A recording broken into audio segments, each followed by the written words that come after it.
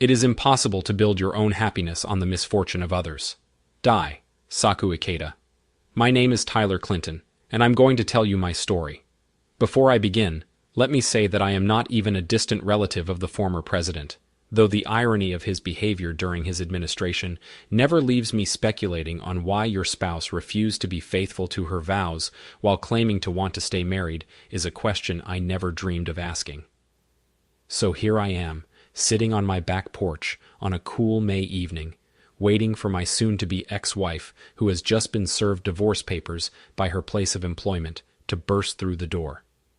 I'm guessing how she'll react, but I'm not completely sure because I think she's lost her mind. The discovery of her cheating happened 3 weeks ago on the 28th of April. I'll come back to it in a little while. We chose the back porch because it is secluded. We live on a 2-acre lot, so even if there were screaming going on out there, the neighbors are unlikely to hear. Also, there is a private detective parked around the corner watching. He's there for our protection, in case one of us gets so worked up that we snap. Lindsay Lynn, to me, is a smart and beautiful woman. We met in graduate school in Chicago. I was getting my MBA in medicine and public health. She was getting her SR in a degree which, for readers outside the medical world, means she was studying to be a nurse anesthetist. She worked in the neonatal unit for 2 years, long hours. A lot of emotional strain.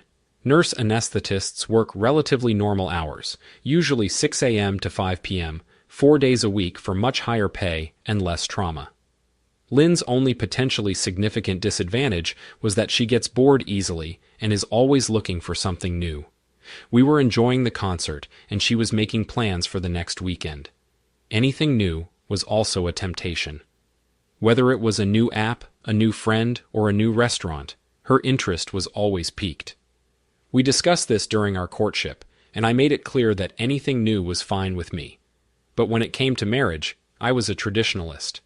I believed that you could find new every day in a relationship with the same person for years.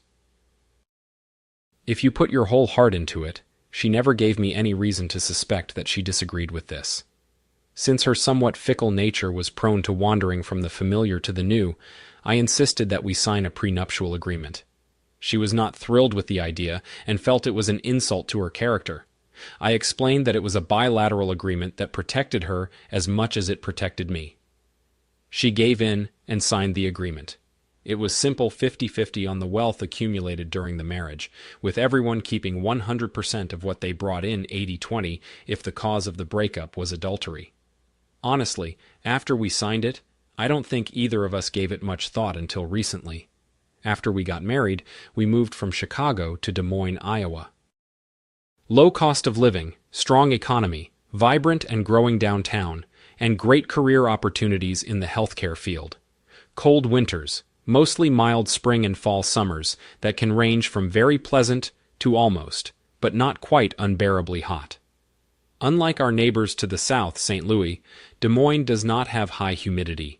Even on hot summer days, there is always a pleasant coolness in the evenings, and the sweet corn in July and August is delicious. It's also the birthplace of Ben Silbermann, the creator of Pinterest. What more do you need? In 8 years, we've both had jobs we love, a beautiful home, neighbors and friends we genuinely enjoyed, and what I thought until 3 weeks ago was a solid marriage. I say solid, not perfect. No one has a perfect marriage because there are no perfect people on the planet. From time to time we thought, I am a convinced squeezer of toothpaste from the bottom, and she is haphazard. She wants the dishes washed and the kitchen cleaned every night, while I'm content to load the dishwasher for 3 or 4 days before running it. Yes, like every other couple in America, we could fight about all sorts of nonsense, but much more often. We took long walks in the evenings and had long conversations on the porch. Quick weekend trips to the cabin or to a favorite concert in Chicago, Minneapolis, or Dallas were not uncommon. We enjoyed each other in and talked openly and honestly about what we liked or disliked. At least that was the impression I got. Both of us were 34. We knew that kids were just around the corner, and we were looking forward to being mom and dad when the kids came along. By now, you may be wondering, am I really a failure in bed and just don't want to admit it? Is Lynn completely stunning and being courted by every man I meet? Maybe we've already considered an open marriage. Did I miss the warning signs at the beginning of our relationship that Lynn would turn into a fool? Maybe I cheated on her, and she's just getting revenge. Is her lover hanging on to her like a horse, like a Greek Adonis? She can't escape. Is she changing her financial situation? Let me tell you, all in order first. Lynn seems genuinely pleased with our life together. I've never been called the best, but I've worked hard to give as much as I've gotten, and I've never heard any complaints. Second, she is a very pretty woman, with a quick wit and a strong mind. She is Irish, Italian, a blonde brunette who is 5 feet 8 inches tall. Third, I can't recall any warning signals, but if I'm not stupid, I guess I got what I deserved for falling asleep at the time of the switch. Perhaps I should have been more attentive to her fascination with the new fourth. Since we've been a couple, I've never touched another woman except for a friendly hello or a goodbye hug. Fifth, I think the honest answer is that he is handsome, but I wouldn't say handsome to death. He's about my height, 6'1", same build, about 180 pounds. Trim and strong but not ripped, blonde hair and blue eyes. Sixth, he's only 28, a medical student who's been working in the operating room for the past 2 months. Seventh, he'll have money someday, but since she makes $100 grand and I make twice that, I don't see the temptation of cash, fancy cars, or a luxury home. He won't start making serious money for at least another 10 years. So, as you can imagine, I have no idea how we got here. But perhaps I should share what happened over the last 3 weeks. It was the last week of April, and I was out of town for 3 days for a conference of medical administrators in Kansas City. I was supposed to be there for 4, but when I looked through the workshop offerings on the last day, I didn't find anything that caught my eye. It had already been a good week. On the first day, I met 3 other people from my region who were in similar positions. We eventually formed a small team and got together every night to compare notes. Enjoyed the good camaraderie, networked, exchanged contact information, and laughed over a few beers. Later on the 3rd day, I informed them that I was hitting the road first thing in the morning. Since the trip takes less than 3 hours, I didn't bother with air travel and drove myself. Interstate 35 is a relatively quiet highway, with less traffic than most highways. On the way, I listened to Dan Carlin's Hardcore History podcast about World War I. KC has a wonderful World War I museum, courtesy of Missouri's only president. Carlin gave me some information before I took a tour, before the first session of the seminar. President Harry Truman. By the way, for those of you who aren't aware of what this country is all about, since I was driving, I was able to hit the road at my leisure since I thought I was on my way home to my loving wife, who would be having her first day of a 3-day break. I got up early and was on the road by 5 in the morning. I intended to wake her up pleasantly around 8 in the morning when I arrived home. Lynn's car was not in the driveway. She drives a 2018 Honda Accord with crystal black pearlescent paint and never pulls into the garage unless it's raining.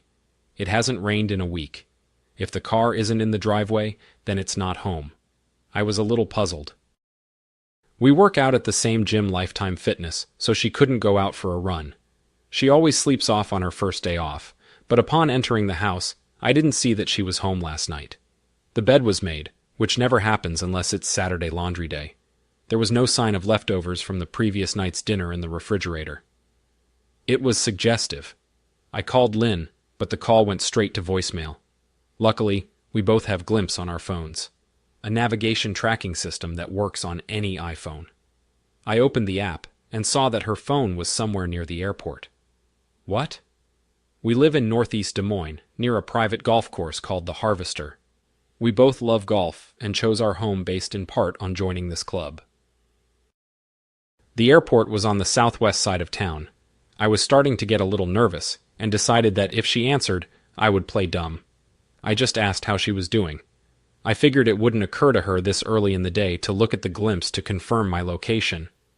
I waited 15 minutes, then called her a second time, she answered, and that's when my world started to fall apart. "Hey babe," she said in a sleepy voice. "Why are you calling me so early on my day off?" "I'm sorry, Lynn." I apologized somehow, keeping my composure. "I miss you. and I had some time before my morning seminar. Just wanted to hear your voice." I realized from the background noise that she was sitting up in bed, not in our bed. "It's okay. I'm always happy to talk to my favorite husband. Looks like you're still in bed, so I won't keep you up. Just wanted to tell you that I love you, and I'll be home no later than dinner tomorrow night. Unless you want me to miss my last day and rush home. That would be wonderful. But as soon as I get up, I'm going to run errands right away and then have dinner with Kim and Sally tonight. We planned it 2 weeks in advance, so I can't interfere with them. The girls were 2 of her co-workers. She didn't say anything to hint that she wasn't at home in our bed, so I had to think fast. Okay, babe, I'm letting you go. Hey, before you hang up, could you check the top drawer of my nightstand and tell me if I left the pen you gave me for my birthday in there? I don't have it, and I'm afraid I might have lost it. It was in my shirt pocket. Ty. Honey, I really want to roll over and go back to sleep. Can I check it and call you back before I head to lunch? Wrong answer. I knew I usually got something like, I'll check, but I won't be happy if it's not there, and you lose my gift. My heart was pounding hard in my chest, but somehow I kept my composure. Sure, Lynn. Just don't forget to check. I'll let you go back to sleep. Sorry again for waking you up. Thanks, babe. I'll call you in a little while. Love you. At this point, I was at a loss for words, unable to utter. I love you too. I hung up the phone and headed to my car, hoping for a miracle, but expecting the worst. It was a 40-minute drive from our house to the airport. I made it in 30, and I was lucky I didn't get pulled over for speeding. Every time I checked the app, her phone didn't move. If she bothered to check hers and found out I was getting close, we'd have a heck of a fight. However, I was sure she was so engrossed in what or whoever gave her her new experience that she would just assume I was telling her the truth and never bother to check the location of my phone. The GPS led me to the Hampton Inn, located down the street from the DSM. I parked at the far end of the parking lot, away from the few remaining cars in front of the hotel. After a few minutes, I realized that Lynn would recognize my car if he saw it, so I moved to the adjacent parking lot of the Quality Inn.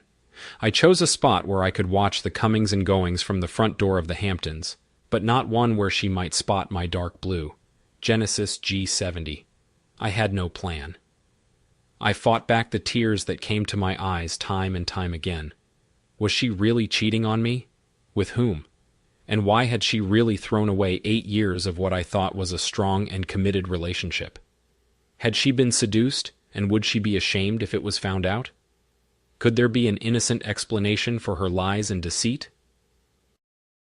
If it was just an evening to pamper herself until I got home, she'd go to the Marriott downtown or the Deluxe. But why pamper herself there when there's a hot tub and pool at home? Besides, her misuse was only 10 minutes from home, and she adored her. None of this added up to innocence. I agonized over all of this for about an hour when she finally showed up with Justin Banks. They held hands and exchanged loving kisses as they headed for the exit. Darn, darn, darn, that young medical student was entertaining my wife. I snapped a couple of quick shots on my phone as they broke off for a more passionate kiss before jumping into his car. I met him about 2 months ago, when we were at a hospital appointment. I like most people and find common ground easily with just about everyone, but Justin seemed a bit of a jerk to me when Lynn introduced us to each other. He squeezed his hand even more in a handshake, as if trying to prove he was the alpha male. My dad had always taught me to look my conversation partner in the eye and offer a firm hand. So I wasn't impressed. Our small talk was contrived, and it seemed like he was constantly smirking. I mentioned this to Lynn on the way home, and her response was dismissive. You hang out with doctors a lot, Ty, and you know they can be narcissistic jerks. Justin's not like that now in the parking lot, watching my marriage heat up. I struggled to control my emotions. What should I do? Go to court? Hire a private investigator? I had to think about it. Most of my job is problem solving, so I forced myself to calm down and think. After a few minutes, I had something of a plan formed and decided to take a chance. When they left the Hamptons, they didn't have overnight bags. It didn't look like they were going to check out. Maybe they were going to grab a bite to eat and then come back for an afternoon treat. I followed the Glimpse app and verified that they had stopped about 2 miles away at a local diner. I had at least a few minutes to act. I walked back to the Hamptons and entered the lobby. Thankfully, it was empty, except for a middle-aged woman working the front desk. She looked up and smiled as I approached. "Good morning. What can I do for you?" I quickly glanced at her name tag and noticed she was wearing a wedding ring. "Hi, Beth. My name is Tyler. I'm having a problem, and I'm hoping you can help me." "Happy to meet you, Tyler, and I'll be sure to help if I can. Do you have a reservation, and would you like to stop by early?" "No, Beth," I replied quietly and seriously. The couple that left about 15 minutes ago. A brunette woman and a younger blonde-haired man. Did you notice them? Her happy expression turned more serious. "Yes, I noticed them. What's the problem?" "I'm afraid I have Beth. The woman is my wife, and the young man works with her. Unfortunately, I believe they are cheating on me behind my back. Sir, I don't know how I can help you," she said with a look of confusion on her face. Most Iowans are good-natured and neighborly people. They also tend to mind their own business. "Beth, I'd like to look in the room they're occupying. I'm not going to cause trouble or make a scene at your hotel. I just need to check my suspicions. I'm not asking for a room key. I'm perfectly fine with someone from housekeeping letting me into the room and making sure I don't stay there for more than 2 minutes. I just need to check. I'm sorry to ask you to do this, but I see your ring, and I know you understand how a spouse might feel in a situation like this." Beth thought for a moment. "You seem like an honest man. The couple did strike me as odd, but what people do is none of my business. I appreciate your concerns, however. Could you please give me the woman's name?" She registered them on her credit card. "Of course, her name is Lindsay Clinton, and she most likely used an American Express Gold card. I can even give you the number if you'd like. I appreciate your attention and discretion that seemed to do the trick." And a minute later, the Amex number was confirmed. "Can you call the housekeeping department?" I asked. "No need," she replied. "Thomas?" she said in a loud voice. Thomas, also a porter, appeared from around the corner. "Yes, Beth. Thomas. I'm going to step away from the counter for about 5 minutes. I'll be on the 3rd floor. You're in charge until I get back." Thomas looked like he'd just been put in command of the White House. "Yes, ma'am." Beth winked at me and ordered me to follow her. We rode the elevator to the 3rd floor in silence. Neither of us knew how to make small talk when one person had just learned potentially devastating news. We walked down the hallway and stopped in front of room 319.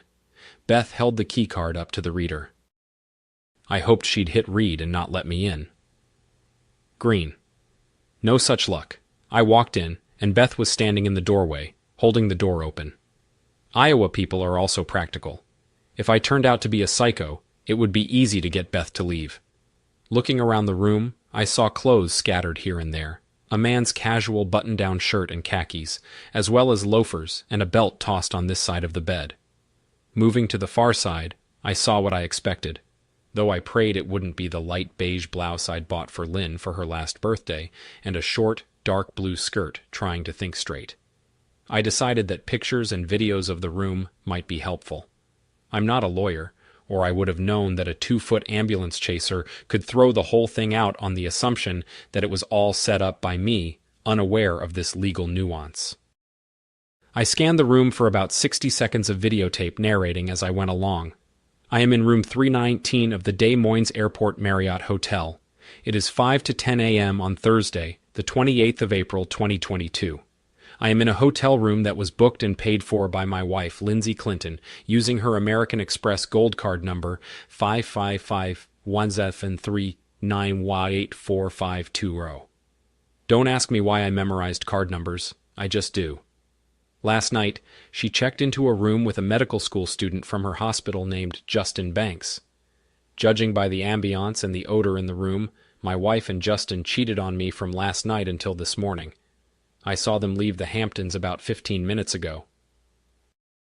They were kissing and holding hands. I have 2 pictures to prove it. I quickly looked into the bathroom, but there wasn't much to see before heading out the door. I decided to grab a couple of things to take with me. Otherwise, I could take them in for DNA testing. Not that I'd be surprised by what I'd find out. Plus, it might put Lynn on edge if he couldn't find them. As Beth and I entered the elevator, I started to lose control of myself. Tears were rolling down my face. "Beth, a well-meaning woman from Iowa, put her hand on my shoulder and said, "I'm sorry, Mr. Clinton." We stepped off the elevator into the lobby, and I started reaching for my wallet. "Don't even think about it, son," she said in a tone that left no room for argument. I smiled, thanked her, and said, "I know I shouldn't say this, but if you interact with them, please don't give them the slightest hint that I was here." The corners of her mouth lifted in the semblance of a smirk. She winked and said, "I've never seen you or heard of you in my entire life, and I'm insulted that you would suggest otherwise." "Well, as you can see, my plan has come to an end. What to do next? I've already admitted that I have no legal knowledge. However, even my limited understanding of divorce in the U.S. told me that I could be in deep crap if I filed for divorce too quickly. Despite the prenup, that was the bad news. The good news was that I wasn't expected home until late Friday night. I had time to think and make a plan. Since I was on the south side of town, I drove another 30 or so miles southeast to the small town of Winterset, and 40 minutes later found myself at Rudy's restaurant on John Wayne Drive. Winterset is the Duke's hometown, and there's even a small museum there in his honor. I know this because my father, who could recite every John Wayne movie by heart, used to bring my brother and me here when we were kids, sitting in a booth in the back row. I noticed a quote from his latest movie on the wall. In the movie The Rifleman, Wayne played an aging gunfighter dying of cancer who was determined to go out with a gun in his hands, keeping his boots on. Rather than let a terrible disease eat away at him until he died, I won't be hurt. I won't be insulted. I won't have my hand raised on me. I don't do that to other people and demand the same from them. I'm not as much of a Duke fan as my dad was. I'm more like Clint Eastwood from Josie Wales's Outlaw, but I found myself chuckling. "Darn right, Pilgrim." I said it out loud, not addressing anyone in particular, but the waitress who approached my table heard my best Wayne impersonation. She just rolled her eyes and replied in her best Duke language, "So, young man, would you like a snack?" I ordered coffee and a big breakfast. Such a simple thing as enjoying food made me feel better. While I sat and ate, I looked up and read several articles about spouses who cheat. According to the experts, this is probably not an isolated case. There is no way they would be so amiable if it was a drunken one-night stand. Just statistically, in the U.S., women who cheat on their husbands are rarely a one-time experience. It had probably been going on for a long time, but I had no proof that was about to change. So I started making a list. There was no way I would stay married to a cheating husband, even if it was relatively recent.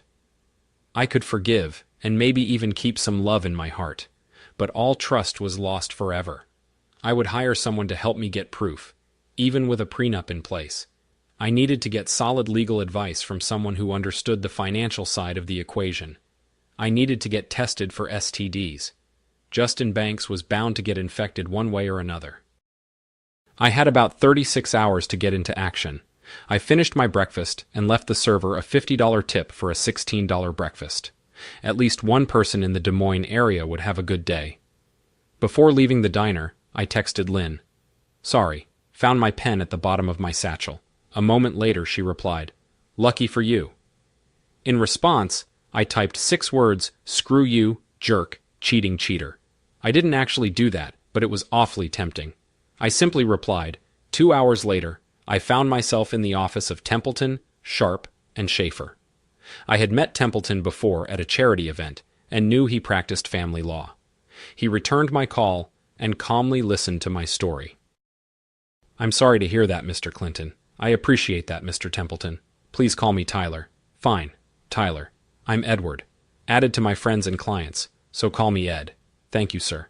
"Tyler, I'm not nitpicking you. Legally, your situation is not very favorable. The lack of children helps, but the lack of fault means you may have to go to counseling or talk to your spouse for the court to determine if the marriage is truly broken. If the prenup was drafted properly, you may be able to avoid financial loss, but that remains to be seen. I want to refer you to my partner, Eli Sharp. He is a professional in our business when it comes to divorce, and will do the best job for you. Let me put you in touch with his assistant, Diane, and she will set everything up." An hour later, I was already sitting in his office. I learned that Eli Sharp lived up to his name. A short guy, only 5'10", and probably weighed 130 pounds. From what I understand, he was an avid swimmer and had been since he was a kid. He had several school records in his home state of Indiana. He still swam for an hour 6 times a week. After spending 10 minutes with him, anyone could tell that he had spent his life proving that being small doesn't mean you can win a battle. He brought the same attitude to his law practice. He listened carefully to everything I knew so far, asked a few clarifying questions, and then suggested some initial strategies. Are they staying at the Hamptons today? I don't know. Don't worry. I can find out. Sorry. He picked up the phone and said, Diane, put me through to Molly and tell her I need to know if Lindsay Clinton has booked room 3119 at the Hampton Hotel in D.C. by tomorrow morning. If so, tell me all. I need a full report by noon tomorrow and tell her not to miss a thing. What? Yes, I know it'll pee her off, but that's part of the fun, isn't it? He returned the phone to its stand. Molly Baker is the best private investigator this side of Chicago because she spent 18 years as a private investigator in Chicago before dropping everything and moving to Des Moines. The crap she saw in the Windy City would make your toes curl. Anyway, if they're there today, we'll know a lot of details by tomorrow. He agreed that I should get tested for STDs, but was worried about how long it would take to get the results. He assumed that my wife would want to be sexually active with me to cover her tracks. I assured him that I knew several doctors in my specialty and might be able to expedite the tests. The usual 5 to 10 days could be cut down to 2 or 3. I called my buddy Dr. Stan Rosen and asked him if I could stop by in the morning. Eli also set me up with a forensic accountant from their practice the next morning. He handed me a printout of what he knew I would need to bring, including our prenup. Finally, he said, if your wife changes her plans and comes home tonight, you will not be able to attend or confront her. We will address it as soon as we know the facts and the best course of action. But that won't be until next week at the earliest. If my hunch is correct, it will probably take us a couple of weeks to establish the infidelity. It may not help us in court, but it certainly won't hurt us most. Des Moines justices of the peace still disapprove of infidelity in marriage, so you should be on your best behavior. Be polite and courteous, to stay healthy. Pretend to be sick if she wants to get into it, any time over the weekend. Other than that, it's business as usual. Okay, so you're telling me that calling her neck and hitting little Justin with a baseball bat is off limits? Yeah, something like that. Seriously, can you do that? Anything stupid would sink us. Yeah, you have my word. That's enough. We shook hands, and I left. I wish I could say I knew how to share the pain in my life, but that would be a lie. I still had my clothes from the trip, so I didn't need to go inside. I went to another gym, paid for a day pass, and worked out for about 2 hours until I could stand on my seat. Then, I took a long, steaming shower before checking into the Hyatt Hotel downtown, where I immediately ordered room service. My order included a bottle of Maker's Mark. After my second drink, I turned off my phone and put it away in the closet, knowing that once I got drunk, I would forget where it was. I didn't want to risk calling my cheater wife while drunk. Tears, anger, frustration, and more tears all lasted until I passed out. The next morning, I woke up around 7 with the worst hangover I could remember since graduating from college. Forcing myself back to the gym, I took a long, steamy sip from my Yeti glass, which was filled with ice and some more Makers. Whoever came up with the solution for the morning bite, the dog that bit you, must have known something. Because after my shower, I felt almost human again. I spent an hour at the local Starbucks with my laptop, compiling a financial report for the accountant. By 8:30, I was in Rosen's office. I explained the situation to him, and he drew my blood himself. I'll personally take it to the lab and have them return the results to me. I'll have to put your name on them, but doctor-patient confidentiality will keep them confidential until you need them in court. Not your first rodeo, Doc. Heck no, buddy, he replied in his best duck voice. Seemed like everyone here loved John Wayne. I may have the results tomorrow by the end of the day, but it could be Monday. I can't put that much pressure on the lab staff. No worries. Thanks, Dan. Back at the TS&S, I sat down at the desk with Lois Montgomery. She sorted through everything, kicked all the tires, and looked under the hood of my financial life for the better part of 2 hours. It was about as enjoyable as a prostate exam. When we were done, she took a deep breath and began to summarize. Well, Mr. Clinton, there's good news and bad news. The prenup covers 80% of your assets in the event of divorce due to adultery. But I don't see you getting anything better than 50-50 on the house. You can also avoid alimony, and obviously won't pay alimony, but you may have to split retirement and savings. I'll prepare a full report and have it to Eli by the end of the day. I thanked her and headed upstairs to meet Eli Sharp again. He was sitting and chatting with a woman who looked to be in her late 40s. Molly Elkington was a pleasant-looking woman with short brown hair, deep brown eyes, and a friendly smile. Her handshake was firm, and her gaze was penetrating. I felt like I would have to give an honest answer to any of her questions. So commanding was her gaze. Molly's jacket was hanging on the back of a chair, and I noticed a gun on her belt. Note to self, I thought, never mess with that woman. After a momentary exchange of pleasantries, Iowans, remember, were always friendly. She cut to the chase. Mr. Clinton, your wife is in a relationship with medical student Justin Banks. Thanks to a very nice woman named Beth. I was able to install audio-visual devices in their room at the Hampton Hotel. She paused and looked up from her notes.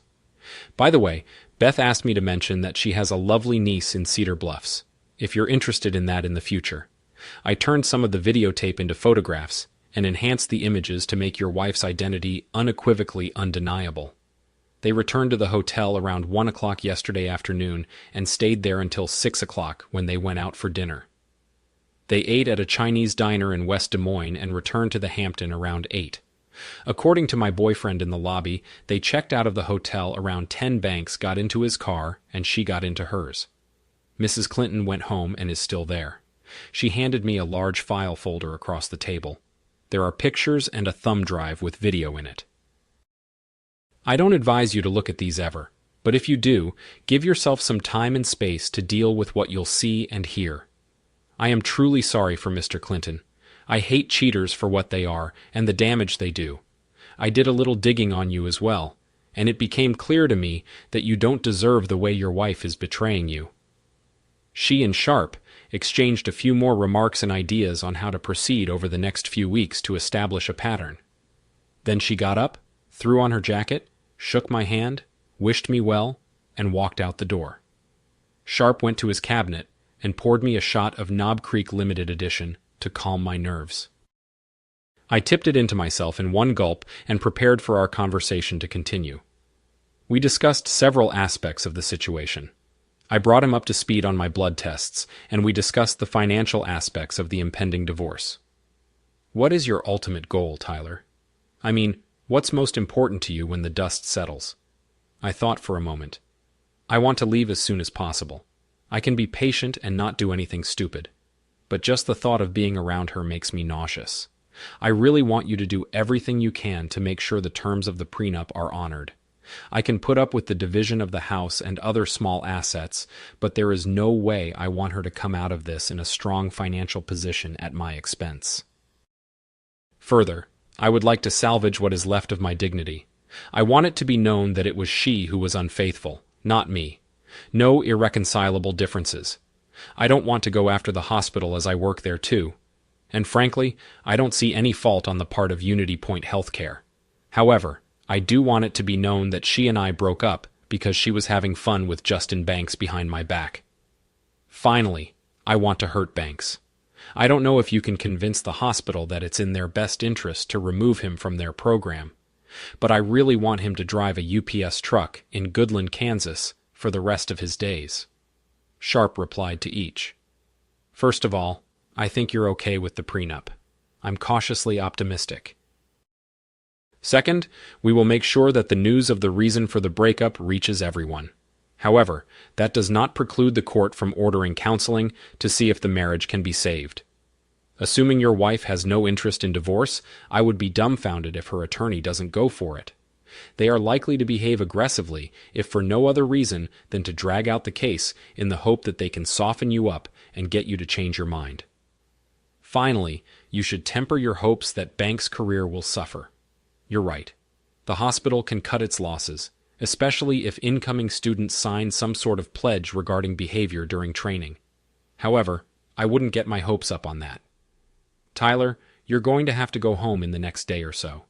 You might be able to come up with an excuse to stay away for most of the weekend, but you have to come back soon and play the happy husband like your life depends on it.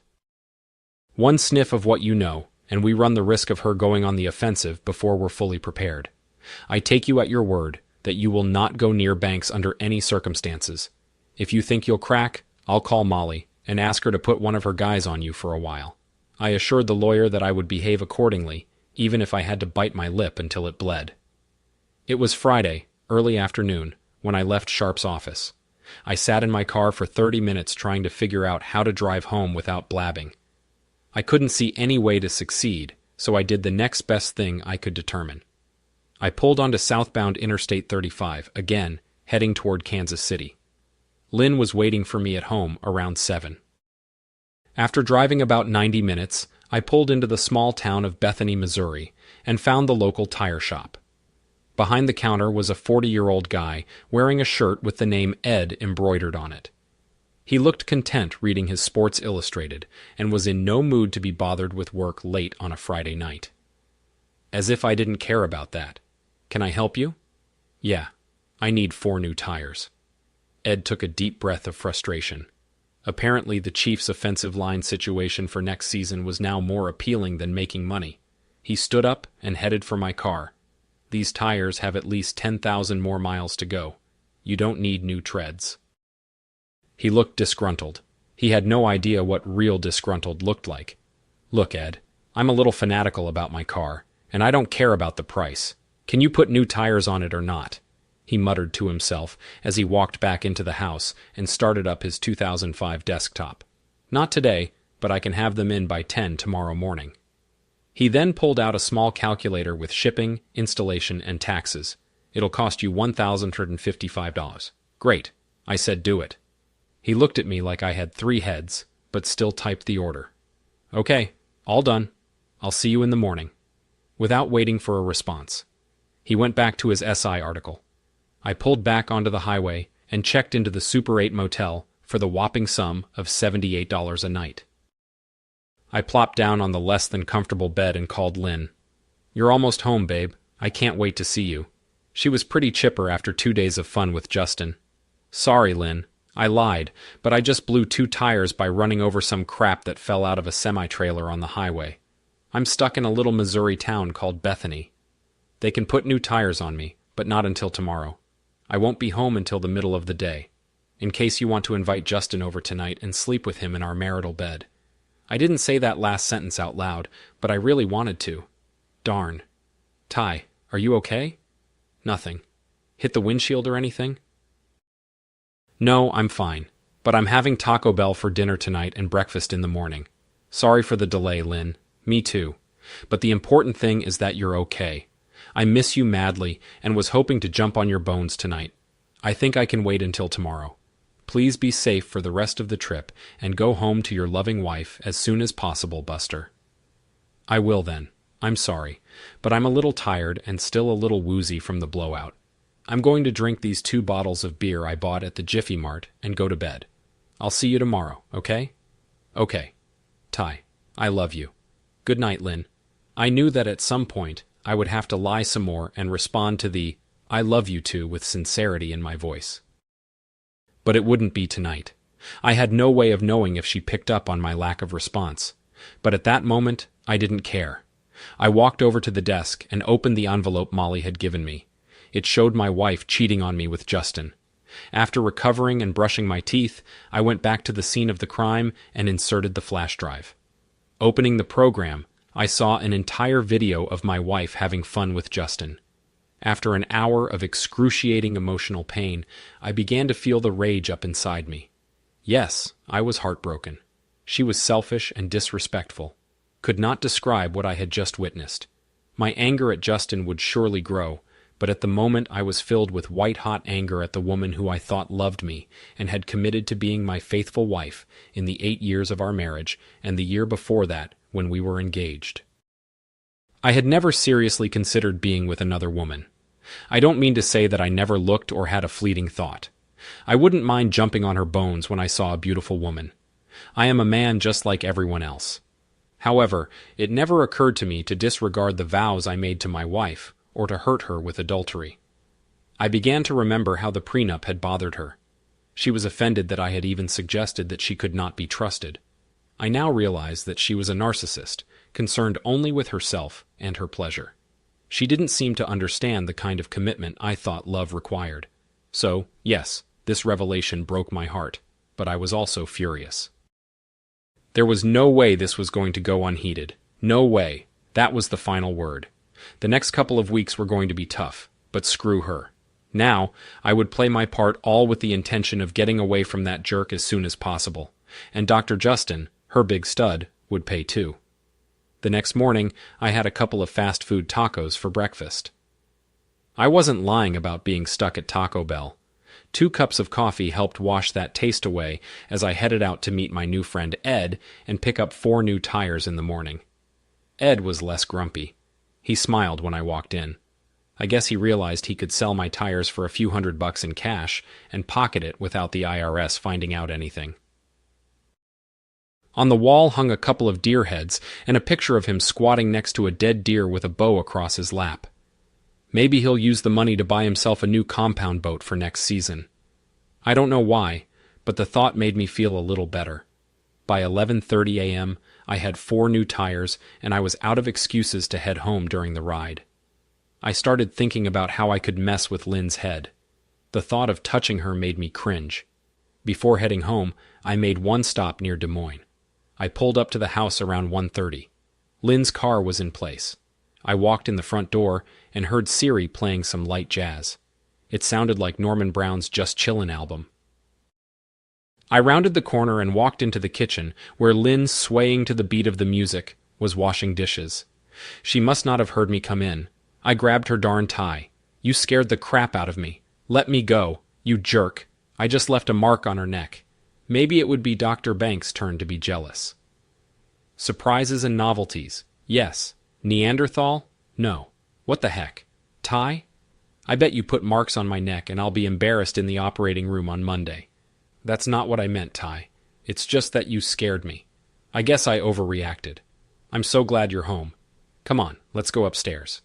I instantly let her go, turned around, picked up my bag, and headed up the stairs. Just forget it, Lynn.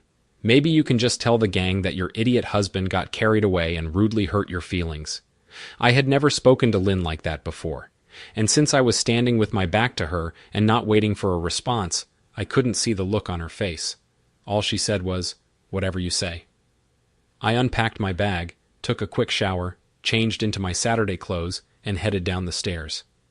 When I got downstairs, Lynn was sitting at the kitchen table texting.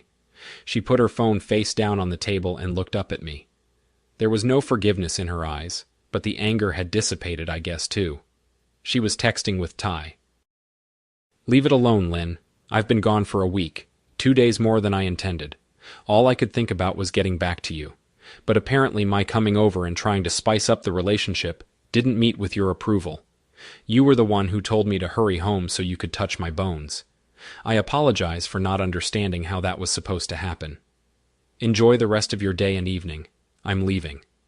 I didn't give her time to respond, but I'm sure she was stunned. Even when we argued, I never lashed out or spoke in harsh tones. We disagreed, of course, but for the most part, it was measured and respectful. I just walked out the door, got in my car, and drove away. I went to the clubhouse, changed into casual golf clothes, and hit a couple bags of balls. After that, I worked on my pathetic pitch. I sadly thought that with the advent of bachelorhood, I would have some serious time to shave a couple strokes off my game. Unfortunately, given the circumstances, that didn't do much to improve my mood.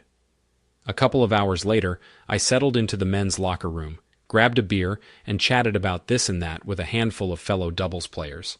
One of them was Tom Harris, a local investment banker who was a good friend of mine. While we were talking, I learned that his wife, Connie, was out of town for the weekend, visiting her relatives in Denver, and I invited him over for dinner. We went to the Mulberry Stith Tavern downtown just as it opened at 4 p.m. We had a couple of glasses of bourbon and sampled their top-notch burgers. They were showing the Cardinals and Mets game on the big screen. With all my hectic pace, eating a burger and discussing pitching staffs with a friend made me feel like a little piece of normalcy, and for that, I was grateful. We left around 7 p.m., and I checked my cell phone. There were 6 text messages from Lynn about 30 minutes apart, starting about an hour after I left. Ty, I'm so sorry. Please come home so we can talk. Ty, where are you? Come home. Stop ignoring me. Ty, I know you're seeing these messages. Go home now. What? Ty, okay, but don't say I didn't ask you to come home. I'm not the one acting like a stubborn butthole. No, I thought to myself. You're just a lying, cheating fool. I didn't say anything back. Instead, I went to the local movie theater. I saw a new movie called Firestar about a girl who discovered she could set crap on fire just by using her brain. I wish I could have found her and taken her to Banks. The movie ended just before 10, and I headed home. As I pulled up to the house, I saw that Lynn's car was gone. I can't say I was disappointed, but I also realized that she was probably being comforted by her lover. I went back to the club and had a couple of drinks for the night, then got home around 11:30. Lynn was back. She was sitting in our bed. Thanks. I can't believe you left and didn't answer my texts. Where did you disappear to? Her tone was firm, indicating that she considered herself the offended party. Well, in order. Club dinner with Tom Harris, movie home, back to the club again, since you weren't here, then back again. And you? She lowered her eyes for a moment, not meeting my gaze. Nowhere in particular have you been with anyone? Not really. Met a friend at Grounds for Celebration coffee shop. With who? Does it matter? We need to talk about what happened earlier. Okay. Talk. Ty, I'm sorry I reacted the way I did, but your aggression scared me, and I was confused. You threw me off balance and made me defensive. Your groping and stroking didn't turn me on. Part of my love for you is based on how much you respect me, and your actions didn't feel like love and respect. Lynn, I admit that my actions were different, but the fact that you asked me to spice it up a bit a while ago seemed to indicate that you wanted to bring something new to our physical relationship, something more radical. If that's not it, then explain it to me so I can see where you're going with this. That's what I said. But I was thinking more romantic. A candlelit dinner or a weekend at the beach with lots of hugs and caresses. I'm sorry, Lynn, but we've done all of those things many times over the last 8 years. Weekends away, long walks, holding hands, romantic conversations by the fireplace. I don't believe what you're saying. It doesn't add up. It's true, but maybe a few places. Nonsense, Lynn. I remember our conversation very well, and you can't rewrite history if you've changed your mind. Say so. But you don't have to lie and pretend you weren't suggesting I spice things up physically. Ty, why are you acting like this? You're so literal and dogmatic. I may have said it, but how can you interpret it as bend me over the counter or leave a bruise on my neck for everyone to see? Lynn, do you remember what you were wearing when we were talking? What? No. Why does it matter? It's important because it's relevant to our conversation. I was working in the yard, had just showered and came out of the bedroom. I've never seen you like this before. I'm pretty sure we didn't come up for air for at least the next hour. So how do I go from this to a romantic weekend on the beach holding hands? I'll let you pick 10 husbands of your choice. Tell them this story and ask them how they would interpret your invitation. If at least 9 of them don't say something like what I did today, I'll buy you any new car you want. That's just ridiculous, Ty. No, not only is it not absurd, it's absolutely accurate. When you dress up for your husband and ask him to spice things up, it's not because you're in the mood for romance again. You're trying to change what happened to make you right and me wrong. Ty, your stubbornness is getting us nowhere. Why don't we just let it go and you come to bed and just hold me? Sorry, Lynn, that won't work. If you don't like that kind of behavior from me, fine. I won't try again. But you don't have to act stupid with me and demand that it's my fault. You care more about people seeing that I gave you a hickey than you do about my feelings or opinion. I'm not interested in keeping you, so you can assume I've admitted I was wrong. Good night, Lynn. With those words, I turned and headed for the guest bedroom. Ty, come back. I'm not done talking to you, damn it. I ignored her, assuming my first attempt at LH had been successful. I avoided contact with her without giving myself away. I highly doubt if she was putting two and two together and getting four. She was too shy to even flirt with the idea that I knew she was cheating on me. There have been chilly days in our marriage, but on Sunday we just froze.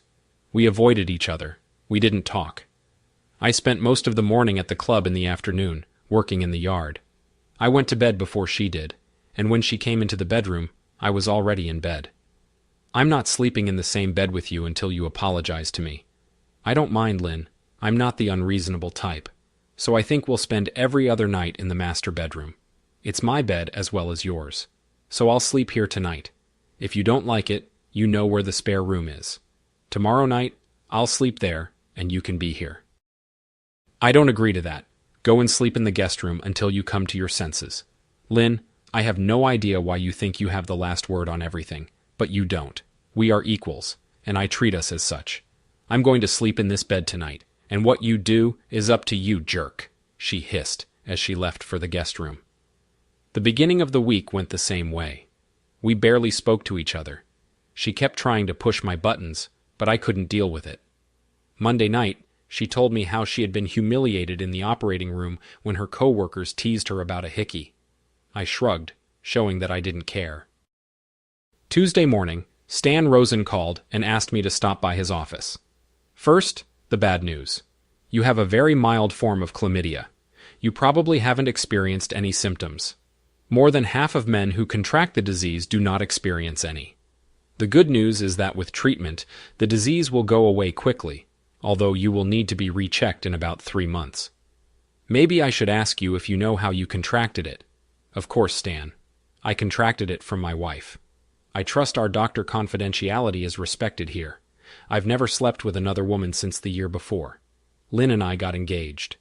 Last Thursday, I found out that she was having an affair with another man. I can only assume that she contracted it from him. Unless she's had other lovers that I don't know about. He heard the sadness in my voice.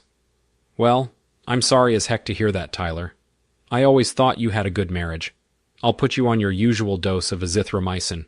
And like I said, it should go without a problem.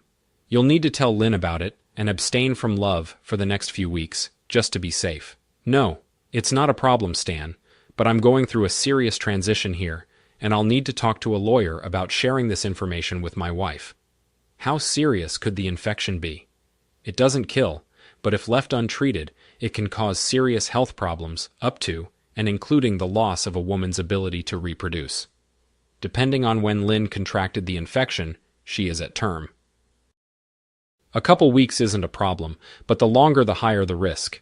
Besides, Ty, as much pain as you're in, you don't want to live with the responsibility of possibly jeopardizing someone else's health. You're right, Stan. I can't live with myself if I sink to that level just because I'm in pain. But let me ask you this. I haven't noticed any symptoms in her. So, is it safe to say it's still early, and she doesn't know what she's contracted yet? Maybe, maybe not. Some women never feel symptoms, but that doesn't mean the disease can't do serious damage. I can't tell you what to do in that case, but I will say that waiting more than 48 hours would be wrong. We shook hands, and he said he would take the prescription to the local pharmacy, which I didn't frequent. I appreciate it, his concern for my reputation. An hour later, I was in L.A., Sharp's office, explaining everything to my attorney. He laughed at my OFW-LH strategy, but warned me not to be so obvious as to give myself away.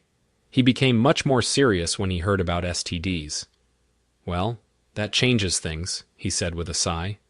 I know we sharks are lawyers, but even I can't afford to keep anyone in the dark when there are serious health risks involved. It was my turn to giggle at his successful lawyer joke. Since Doc gave you 48 hours, you'd better act in 24. Let me consult with a couple buddies. I respect, and I expect you here tomorrow morning at 8 sharp. Lynn didn't get home until about 10 that evening. Her shift ended at 6. If she expected me to demand to know where she'd been, she was in for a disappointment. I was watching an episode of Only Murders in the Building when she walked in. She looked into the den for a moment, sighed, and headed upstairs without saying a word. Under any other circumstances, she would have sat next to me and munched on popcorn, and I would have brought her some white wine.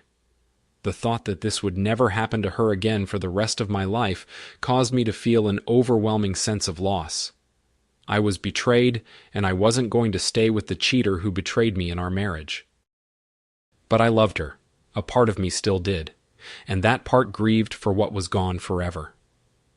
The next morning, I was sitting in the conference room of T.C.&C. Company. Sharp was present, along with Molly's private investigator and one of his lawyers, Mick Sawyer. We don't like the timing type, but it's time to pull the trigger. Everyone agrees that STDs change the picture. Have you thought about how you want to tell her yet? Yes, I have. One of my goals is to get her off balance until she's served. What if you guys are privy to the fact that I'm notifying her? But for now, she won't know the source of the information. Everyone at the table looked at each other skeptically, but remained silent, waiting for the continuation. What if I sent her OBGYN an anonymous tip that one of her patients, Lindsay Clinton, has chlamydia? Wouldn't she be obligated under her hypocritical oath to inform her patient? Later, you guys could confirm that it was me. Molly could testify that I wrote the message, confirmed the date and time. I would be acting with a reasonable degree of good faith, since my doctor required me to notify her within 48 hours. And I did it in less than 30. It may be treacherous, but she will have the opportunity to get the medical attention she needs. Wouldn't that pass the smell test in court? There was a pause. Molly and MC waited for Sharp to think it over. After a few minutes, he pronounced, "Not perfect, not even good, but not terrible either. It will make you look petty, but not negligent or criminal under the right circumstances and the right judge. It can be fine. However, it is also incomplete. Any judge will want to know who knew of your actions and what steps they took to dissuade you. So, Tyler, I'll tell you right now, I don't think you should do it. And it's a bad idea." "Neither do I," Molly said. "I agree with Eli Tyler," Mike retorted, grinning from ear to ear. "You shouldn't be doing this."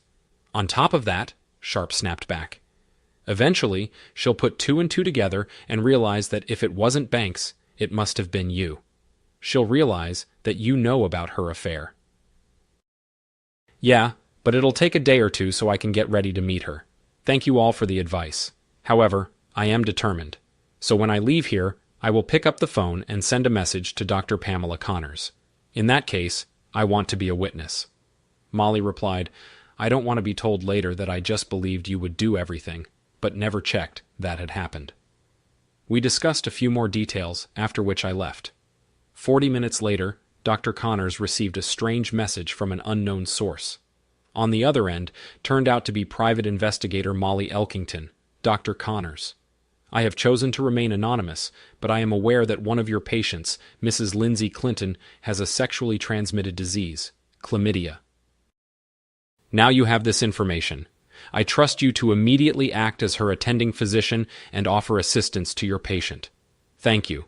Finished with the conversation, I smashed the phone to pieces, and later that afternoon, on my way home, threw it into a pond about 5 miles from my house.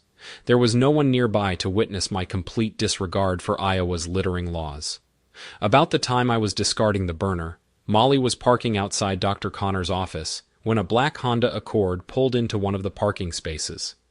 Lynn got out of it, looking a little disheveled, and entered the office.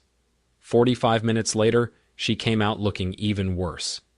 Molly followed her to the local pharmacy, where she picked up a small prescription bag. Shortly thereafter, Lynn returned home.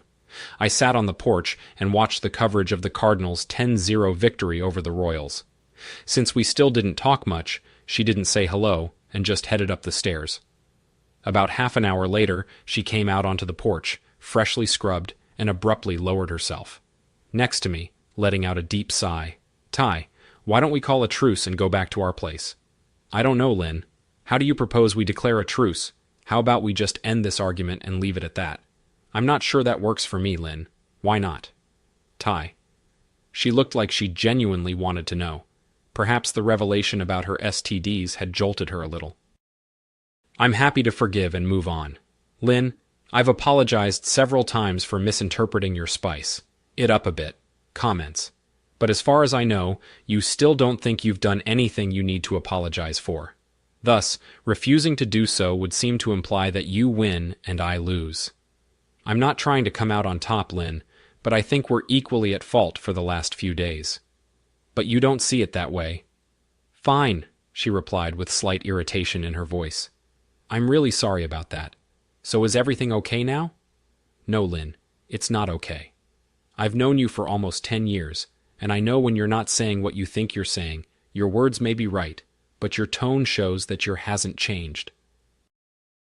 Tell me I'm wrong, Lynn. Explain where you're wrong and we can move on. She looked at me for a brief moment with sadness in her eyes. I thought that maybe she was going to tell me about the whole episode of her cheating. I didn't expect a sincere apology, given what I heard on the tapes. But maybe I was wrong about her. Would I be able to forgive her and work on our marriage? Honestly, the thought scared the heck out of me. But I shouldn't have worried. Her eyes gave her away as she returned to her righteous indignation. She was still blaming me. At that moment, I realized, without a shadow of a doubt, that it was over between us. You're just so stubborn. Tyler Adam Clinton, I apologized and you threw it back in my face because it wasn't up to your standards. Okay, you're the one who led us down a dead end, and it's your fault if we don't find a way to work this out. Well, Lindsay Abbott. Simon, she said, deliberately using her maiden name. I'm sorry you feel that way, but I can see in your eyes and hear the tone of your voice that you may be using the right words, but in your heart of hearts, you believe you are innocent, and I am guilty. You are convinced that I am proud and unreasonable, so I'm offering you a deal.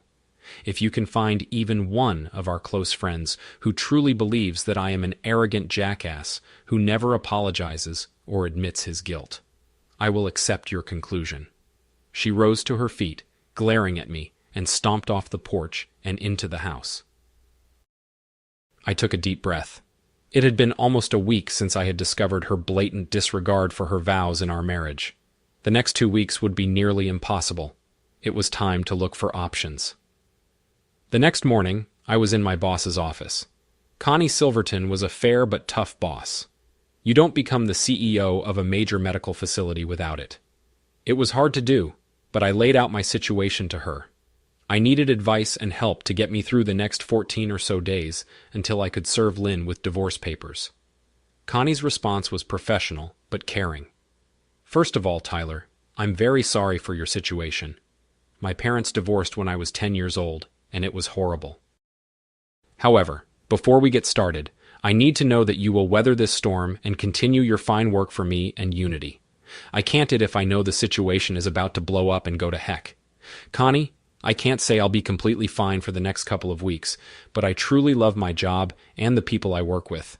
I look forward to helping you in the future. I'm deeply hurt, but I'm not dead, and I have no intention of giving up my career for the woman who betrayed me. If I can manage to tone it down a bit, I promise you I'll be at your place 100%. I think I know you pretty well, Tyler, and I know I can trust you to be honest with me. There's a conference for hospital CFOs next week in Washington, D.C. In the past, I have declined your requests to attend the conference because of the cost. However, this year, I think it would be in Unity's best interest for you to go. It will begin on Monday and end on Thursday afternoon. As I recall, you have family on the East Coast, so why don't I approve your participation, and then you can stay the weekend with your family. That part you will have to pay out of your own pocket. Deal. Boss, I'd give you a hug, but I know you'd probably spank me, and I don't want Mike to take my thanks the wrong way. Mike's hubby was a retired Ranger colonel. But no, this. I'll never forget your kindness, and you'll never regret helping me. She smiled as warmly as I'd never seen her smile before. I'll do the paperwork today, Tyler. If you make it by next Sunday, I'll buy you a week. Now, get your butt out of here and think about how we're going to sign a new contract with our nurses. Their union reps are negotiating hard.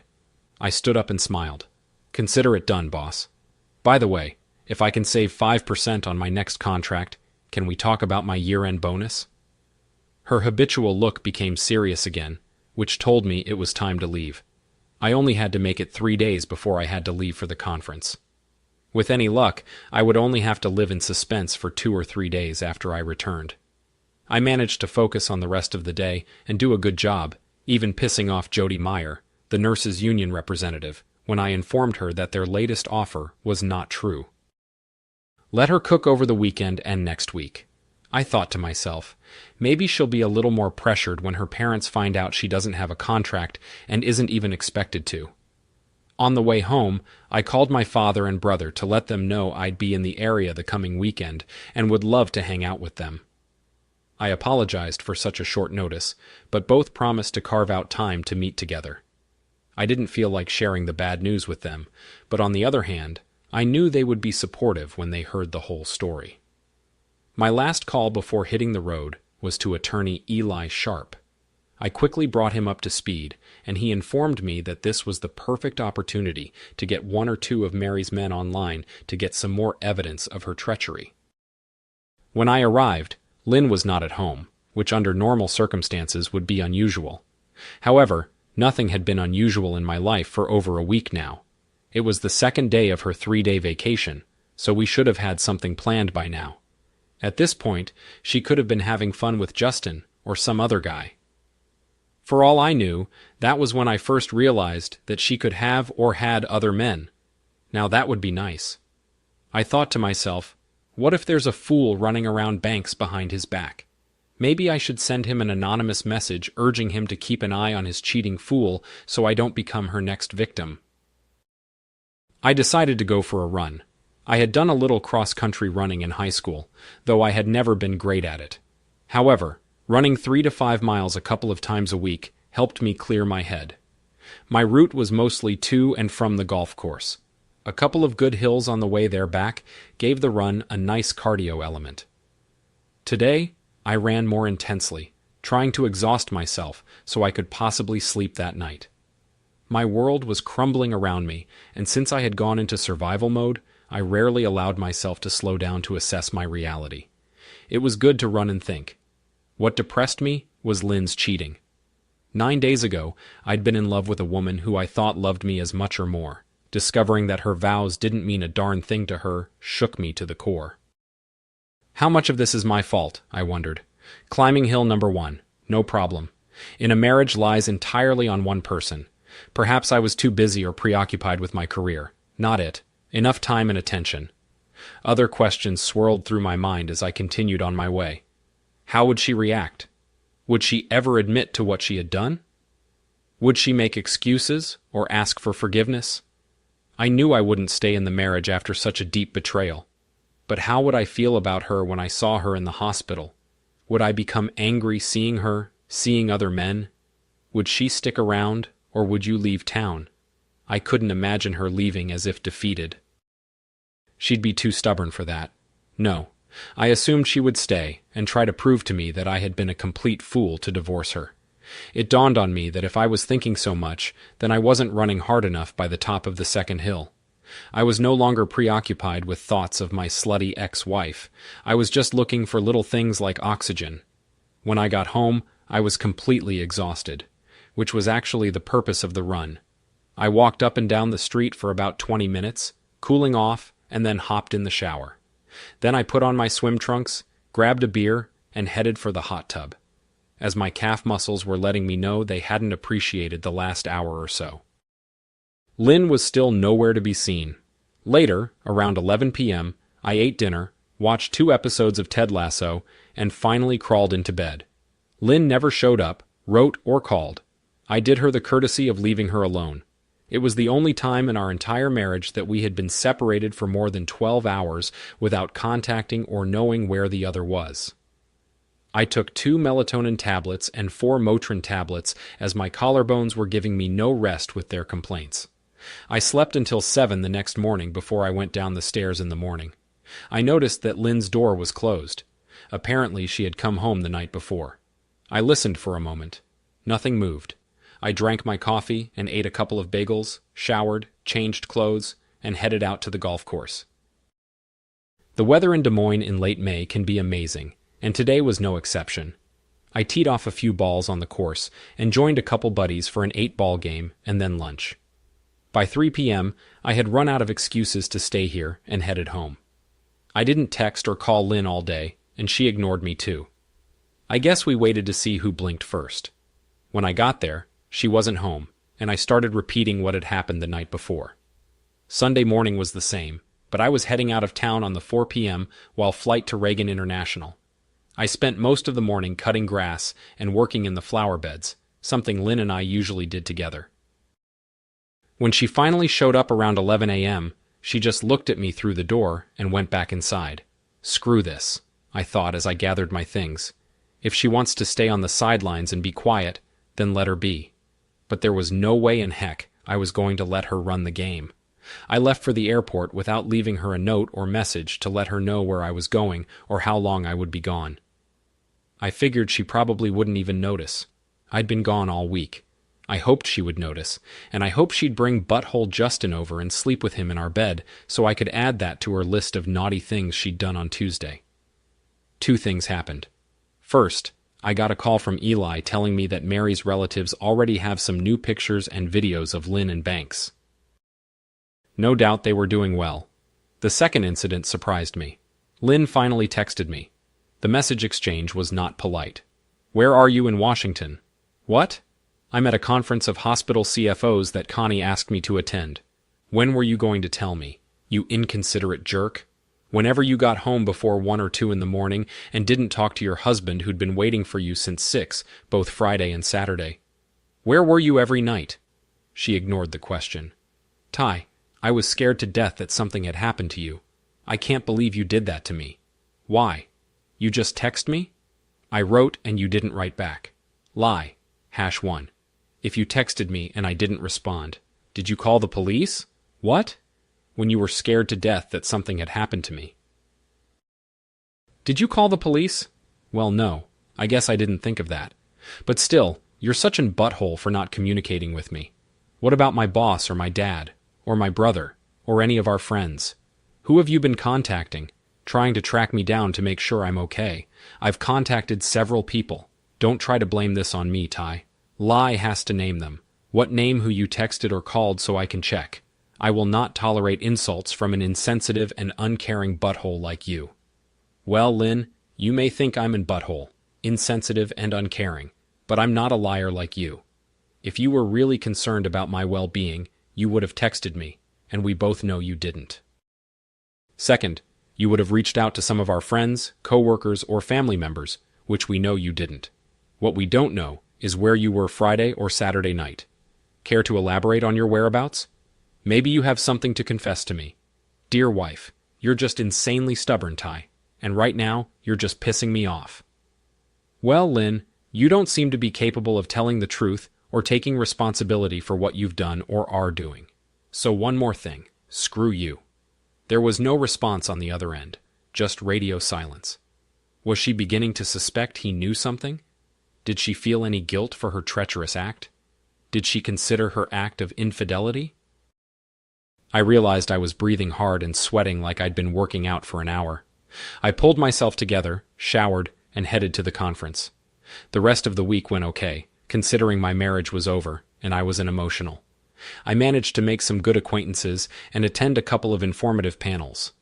The weekend with my dad and brother went well, but hard. Both tried to be understanding, but neither of them shared my experience. My mom passed away about 3 years ago, at the age of 63 from a rare form of cancer. She left holding the hand of the man who had loved and cherished her for 41 years straight. My dad could understand my sadness, but not the pain of Lynn's duplicity. He thought she was crazy. My brother Elliot had already been married for 11 years to an amazing woman named Mary. Everything seemed to be going well for them and their 3 children. Even when they hit some bumps in the road, Mary and Elliot still looked at each other with adoration and resolved their infrequent arguments quickly and without too much anger. My brother seemed to be on the same marital path as my father. I was happy for him. We played a couple games of golf, took in a game of National, and had a great lunch. I enjoyed socializing with my nephews. Sunday night came all too quickly when I hugged my dad on the side of the road at Reagan. He took my face in his hands, looking sternly into my eyes. "I know it hurts like heck, son, but you'll get through this. Lynn has proven to be selfish and destructive, but you don't give up. Keep moving forward, one day at a time. I know it's true. The pain will subside." With those words, he gave me a hug, jumped into his Ford F-150, and drove back to Springfield, Virginia. By the time I arrived at DSM, it was almost noon. I headed into the office to iron out some details and to see if Jody Meyer had started to come out of the woodwork in our negotiations. During the week of my absence, the good news? Her latest offer was much closer than the previous one. The gap was still there, but it was clear that the nurses didn't want a prolonged work stoppage and knew that Unity would behave reasonably at the bargaining table. Before leaving, I glanced into Connie's office. She looked up and gave me her usual look. "What the heck are you going to waste my time for?" I froze for a moment and smiled. "Well, hey boss, just wanted to say thanks again for last week. It was a good seminar. It was well worth the investment. And the time spent with my family was just what the doctor ordered." As if I care. "Tyler, have you had time to do anything useful since you got back?" "Not much. Just won over the nurse's latest offer, and thought I'd let you know that by the end of this week, we'll have deal that we're happy with. No need to thank me. Get the heck out of my office, Tyler, and come back when you actually have something for me." I always liked that teasing, but today it seemed more important than usual. Before I turned to leave, I stopped. "Hey, boss." Connie looked up. "What?" "I love you too." I jumped out the door before the pen she was holding in her hand darted toward my face. Sometimes a normal life working with people you love and respect was the best medicine in the world. Maybe Dad was right. Maybe the pain would begin to subside. On the way home, I my lawyer to see how our case was going. Within a minute, Eli Sharp was on the phone. "Stop by my office at 7 tomorrow morning. On your way to work, Ty. I think we're ready to pull the trigger, as sad as it is to admit." Lynn kept doing it with her idiot partner over the weekend. I won't reveal the details, although we do have some candid photos of her in a very revealing schoolgirl outfit at their favorite hotel. When I arrived, the house was dark, quiet, and empty. It seemed like it was over between Lynn and me. We had hardly seen each other for the past 3 weeks, and we hadn't had a normal conversation since I had left for a conference in Kansas City over 3 weeks ago. I realized how much I missed her, not the fool she'd turned into, but the Lynn I'd married. Fun, curious, mischievous, beautiful, and strong-willed. She was the person I thought I would spend the rest of my life with. I dropped my bag in the laundry room, grabbed a beer, and settled in on the back porch as the sun disappeared in the west and the stars began their nightly dance. For all my anger at her betrayal, I found myself crying again. I knew that one day I would have no more tears for her or our marriage. I would never tolerate her duplicity and infidelity. If I could find a way to set Justin up, I would. My pride was wounded, but intact. But tonight, I allowed myself to mourn what was lost. By 10 p.m., I was beyond tired. So I headed upstairs, took a quick shower, and fell asleep 20 seconds after my head hit the pillow. Since we slept in separate beds, I didn't hear her come in. It could have been 5 minutes after I fell asleep. Or it could have been 3 in the morning. I didn't know, and I didn't care. I got up and out the door around 5:30, and wanting to get in a quick workout before meeting Silas and the team at 7. Lynn's car was parked in the driveway, and the door to the guest room was closed. If I understood her schedule correctly, she had the first day of a 3-day shift. That was helpful. We wouldn't have to cross paths much in the coming week. "Ty, good to see you. Come on in and have a seat."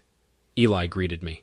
Super Private Detective Molly was in place, as was one of Silas' assistants, an older woman in her 50s named Peggy Simons. Her name was Peg. Molly smiled and said, "Hello." Peg asked if I wanted coffee. After a minute or two, we got down to business. Sharp began. "We'd like to put Lynn on trial at some point this week. Ty, Molly has received more than enough evidence showing your wife's infidelity. Repeating the same thing won't help our case. And you already own Molly, over 6,000, so I thank her. But I'd let her go spy elsewhere." He smiled as he said the last sentence. It was obvious they were good friends in turn. "Molly," just Eli on the shoulder and got up to leave. "I hope you get things settled as quickly and painlessly as possible." "Tyler," she said as she shook my hand. I thanked and told her that I sincerely hope I never had to hire her in the future, but would be more than happy to tell anyone who needed her services. Where to find the best? Eli and I exchanged a few ideas on how, when, and where to service Lynn. I was hoping it could be done at work at a time when she and a piece of crap Justin would be together in a room full of people. Probably at the end of the day on Thursday, since that would be her last day of work. Before her 3 days off, Eli felt that such a long wait was only playing into Lynn's hands. Waiting means giving her a chance to find out what's going on. You've kept your composure admirably over the past few weeks, Ty, but you must be at your limit now. May I suggest we serve her tonight? Or at the very least, tomorrow? One of Molly's boys has been watching the hospital, so he'll have an idea of when is the best time to surprise her. I agreed that was reasonable. Last night, I'd cried every tear I could shed over that lying jerk. I was ready for the final confrontation. My thoughts went back to my favorite Clint Eastwood outlaw when Josie confronts his 3 enemies. So guys, are you going to pull out your guns, or just stand there and whistle Dixie? The challenge was thrown. The fight on. Sharp also found an obscure state law that allowed me to sue Justin Banks for alienation of affection.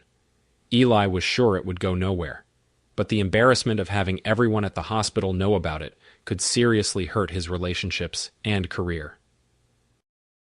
After medical school, I was in complete agreement. We agreed that Eli would call and give me a heads up when the case was done. I would be home on the back porch and talk to Lynn there. Sharp also wanted to have proof of this conversation in case things got out of hand. He asked Peg to see to it that one of Molly's boys set up surveillance equipment on our back porch and be in the car around the corner. If things got heated or Lynn got rowdy, he could call the police. I couldn't imagine Lynn going that crazy. But then again, 4 weeks ago, I would have called you crazy if you suggested that my wife would cheat on me with a medical student. I spent the afternoon emailing Jody Meyer about the latest stumbling block in our contract negotiations. By 3 p.m., I was exhausted. We reached an agreement. Neither of us were 100% satisfied, so it was probably a fair agreement. The nurses got a decent raise in base pay over time and vacation days, and the hospital got a 5-year contract instead of the 3-year contract Ayanna had hoped for. Even Courtney had to smile when I put the papers on her desk to take the board of directors. I was a 5-minute walk from home when my phone rang. It was Eli Sharp. So, barrister, how are we doing today? Sharp grinned. Sorry, Ty. I know it's hard for you, and I'm not trying to make your situation any easier. But I've just heard from Molly. She's volunteered to take care of Lynn and Banks. They had just undergone a lengthy surgery, and were in the staff lounge with another nurse, the surgeon who was operating, and Mike Devlin, the head of surgery for all of Unity Healthcare. He came in to observe as the chief surgeon was Alex Greer, one of the best cutters in the world. Devlin and Greer went to Yale together at one time, so they socialize a lot. Anyway, Molly showed up in the staff lounge looking like Molly, which would scare almost anyone. And apparently, medical student Banks was offended the presence of a non-medical person in their personal space. He stood up and asked her if she was lost when she said she wasn't. He replied something to the effect the area was off limits to anyone outside the medical staff, and she should leave. Now, I'm quoting Molly. Can you believe this little piece of crap talks to me like that? So I pushed him back in his chair and leaned in closer. I'm pretty sure that's when he started peeing. I threw my best Chicago look at him and said, Are you that married woman? The goddamn piece of crap known as Justin Banks. He barely squeezed out a yes. Well, son, you've been served, she continued. The room got pretty darn quiet, and the other 4 were staring at me when I turned my attention to Lynn's roguish fool. I thought she was going to melt. I took a much nicer tone with her, but I guess everyone could hear the sarcasm in my voice. And you, sweetheart? Are you? Lynn Clinton, Tyler Clinton's wife. She nodded her head affirmatively and replied in a barely audible whisper, Yes. Well, in that case, I assume you are very familiar with Mr. Banks. And you, my dear, have been served as well. Molly told me it was one of the best moments she'd had in the last few years. She wanted to savor it while it lasted, so she hesitated to leave. Dr. Devlin turned to Banks. Young man, If you have done what I think you have done, you will never medicine in Iowa or anywhere else, if I can help it." He also turned to Lynn, putting two and two together, and addressed her directly. "Please tell me you're not that stupid, Lynn." She hung her head, and as Molly was leaving, she heard Devlin say, "Lynn, you'd better go home and not come back to work until one of your union representatives speaks to you." Sharp finally stopped giggling and pulled himself together. "So, Tyler, your wife got the summons and is on her way home. Molly's boyfriend is about a block away and will be set to work. Get ready, son. I think you're in for one of the worst moments of your life. Be firm, but don't yell and scream. If it gets to be too much, just go for a walk or go to another room. You'll get through this with Tyler. The hardest part is over." We chatted some more, discussing the way forward.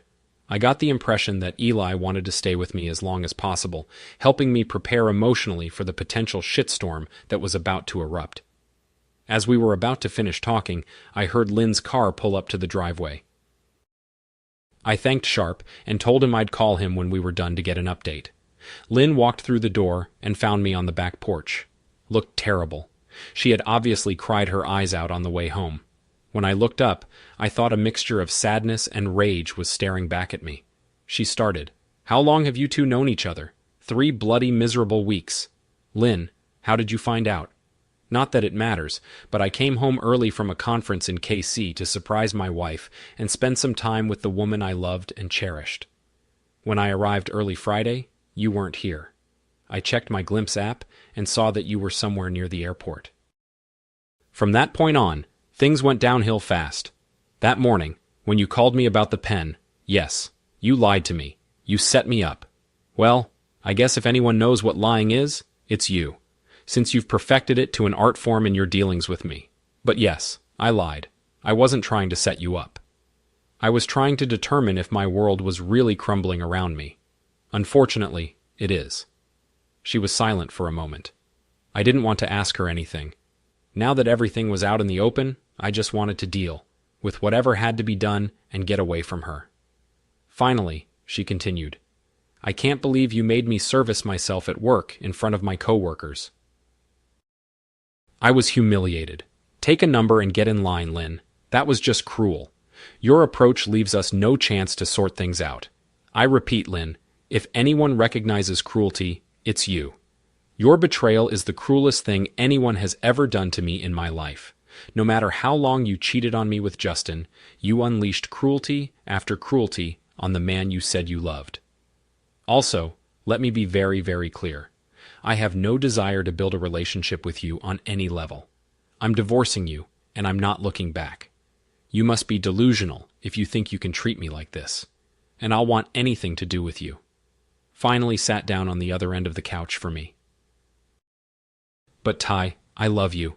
I understand what you're saying, but I never meant to hurt you or be cruel to you. Justin, just a little fling. I know it was wrong, and I shouldn't have done it, but I know we can work through this as adults and grow stronger. Lynn, I'm trying to keep my composure, but you just ruined our marriage. Any reasonable adult can understand that. Yes, I've seen pictures and videos of several of your escapades at the Hampton Inn airport.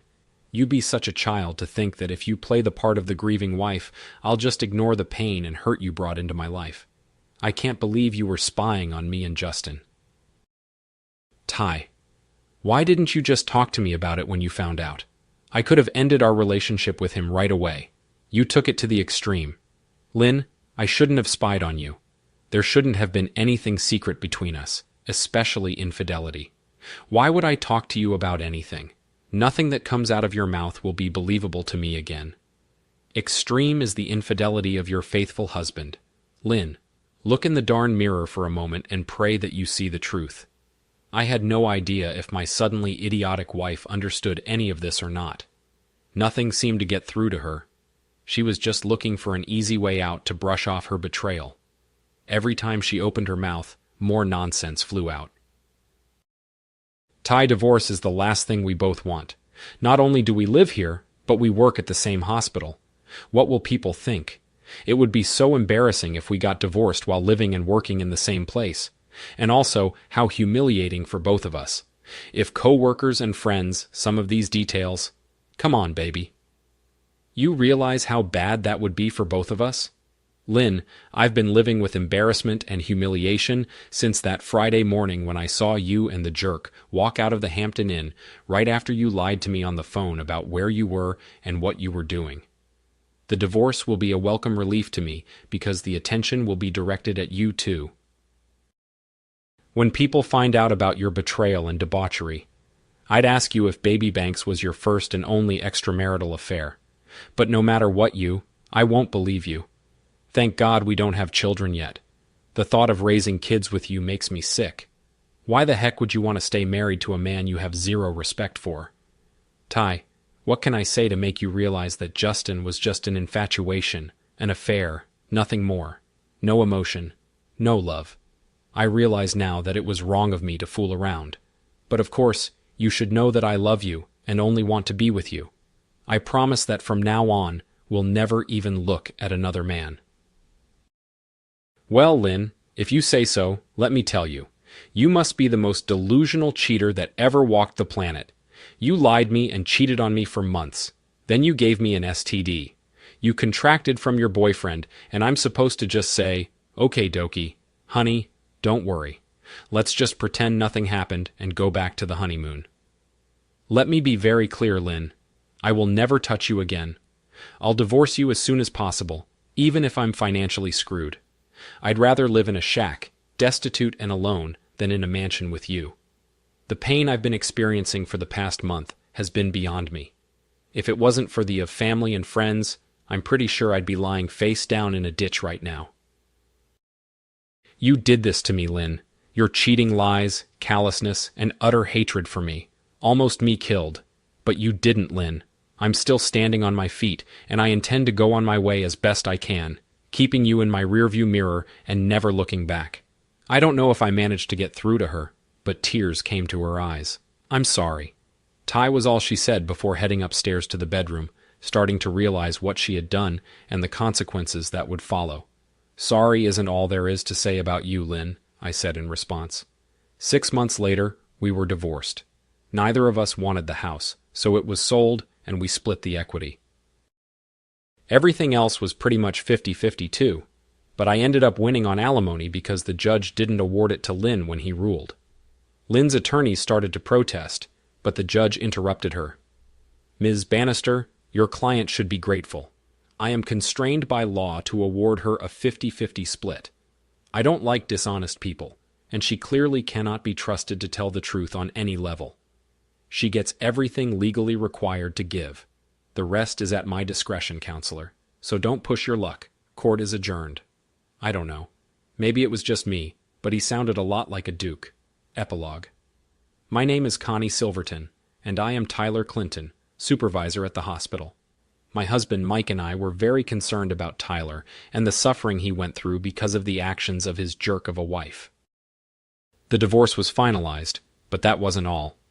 First of all, for several months, Tyler was not himself. He had to put up with Lynn's constant harassment and stalling during the divorce process. However, Eli Sharp is a good man, and he took care of Tyler all along the way. Tyler suffered a lot financially because of all the costs, but at the end of the day, he was a free man, very talented and young, so I knew he would eventually get back on his feet. Although it's been over 3 years since his divorce, he hasn't started dating yet, but he has good people around him. And apparently a certain girl from Cedar Bluffs who is in town to visit her. And Beth has caught his attention to the hospital staff. Lindsay had become an outcast. None of the married nurses wanted anything to do with her. Several of the most obnoxious doctors, both married and single, tried to get her into bed because they had all heard from Justin Banks what an easy lady she was. 6 months after divorce, she filed her resignation. After moving to Denver, she started working at a hospital there. About a year after that, we learned that she had married a young surgeon, a rising star. A few of our crew met her at a seminar, and she seemed to have decided she was a better person after leaving. In her words, her first loser husband, Tyler Banks, was also ostracized, even by some of the more snarky doctors. Tyler had such a good reputation throughout the hospital that even those doctors who considered themselves players wanted nothing to do with him. He finished his residency, but received only mediocre recommendations when applying for a job. Banks ended up working at a regional hospital in Frankfort, Kentucky, earning probably half of what he would have if he had been a decent man. He also married a fine Southern girl, and from what we hear, they have been happily married 3 years now. That's it, except for one small detail. Last night, my husband Mike, retired military, took Tyler out to dinner. This is a little unusual for him, but not completely unheard of. We enjoyed grilled steaks and good wine. After dinner, Mike asked us to join him in front of the big screen in the living room. Tyler. I looked at each other with a, "What the heck?" look. But Mike had captured our attention. He assumed his old Army colonial pose and began Tyler and Connie. What we see and what we talk about tonight is for just the three of us. What we see will be destroyed and will never be remembered or mentioned again. I knew this side of Mike and nodded in agreement. Tyler noticed me do so and replied, "Okay, Mike, whatever you say." Tyler. Almost 4 years ago, a disgusting and a piece of crap caused grievous harm to a man that Connie and I love like a little brother. We have spent many hours talking about this injustice and praying that someday, perhaps, somehow, the scales will balance. As you know, I have many friends and contacts in government during my 24 years in uniform. I've accumulated quite a few debts over the years, and over the past 12 months I've turned to several markers. Please watch the screen for the next 20 minutes. We watched 2 videos with our mouths open in shock. The first was about Dr. and Mrs. James Thaddeus of Denver, Colorado. Mrs. Thaddeus, the former Mrs. Tyler Clinton, was sobbing and screaming at her husband, "You jerk! How could you do this? I've been faithful to you since we were married. And today, I get a video of you cheating on me at the Hampton Inn. You jerk. Hate you. I hate you. How could you cheat on me and ruin our relationship? Get out of my house now." When Dr. Jim got up and left, Lindsay just sat there sobbing until she picked up the envelope, opened it, and read. Betrayal hurts like a jerk, don't it, fool? The second video showed Justin Banks standing outside his home in Kentucky. It appears he was in a quiet neighborhood with no other homes nearby. His sweet Southern wife was tearfully holding a handful of glossy 8*10 photos of her husband cheating. At that moment, 3 large men began to approach Banks. One of them was dressed in a sheriff's uniform. So jerk. Did you think you could screw over our sister? Get away with it. There won't be a piece of you left to identify if your body parts are ever found. Banks cried like a baby before the screen went out. A uniformed man was heard to say, "By the way, Tyler, Clinton's friend Colonial Silverton, sends his regards." Another scene appeared. It was a gorgeous young woman, similar, the one in the video and photos. She simply smiled into the camera and said, "Mission accomplished."